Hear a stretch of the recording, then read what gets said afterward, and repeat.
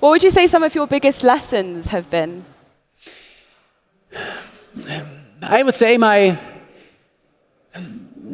one thing, I had a lot of lessons, but the thing I think in the current situation, I will pick this one, because we have so many challenges in the world. We have wars and problems, and I have traveled to more than 100 countries, and I've cycled 3 times across Russia. I've been to Iran and Pakistan and Sudan and countries with a questionable reputation, and I met wonderful people everywhere.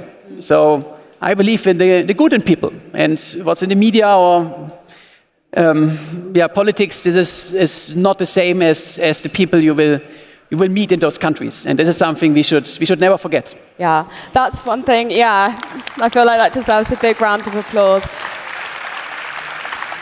I mean, you said it just there, especially with what you do, traveling is such a big part of it, getting to meet people.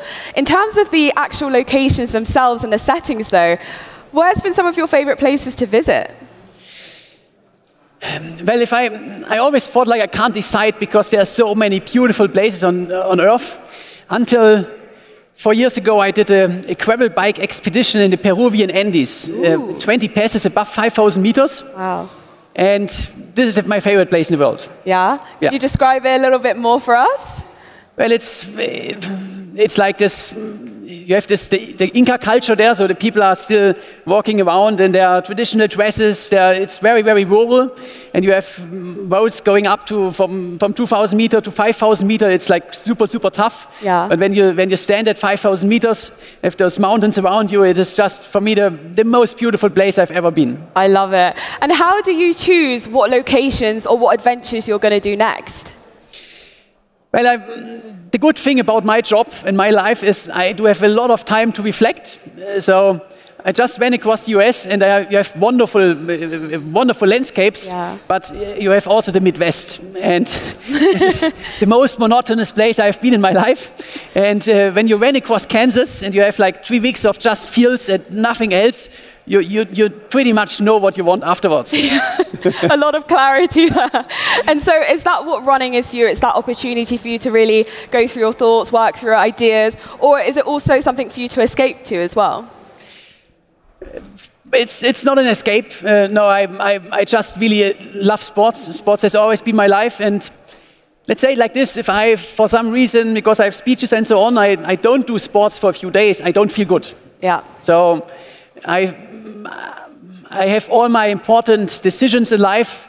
When I know I have to decide something important, I have to think about something, I go to the mountains, I cycle, I run, and then I get afterwards I know what's the right decision. I love it. Sports is life for you. Exactly. And so looking at sports, is there one that you've been wanting to try? Is there something that you're like, maybe I'll add this to my bucket list next?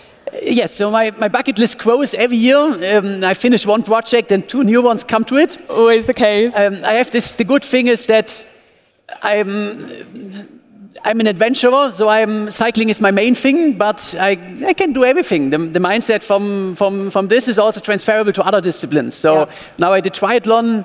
I may go to the South Pole one day or row across an ocean. So I also want to do like a Robinson Crusoe style expedition on a lonely island. So there's a long bucket list, and some of them has to do with like also pushing my limits. Yeah. Other ones is just exploration, where you go into a very wild place and explore.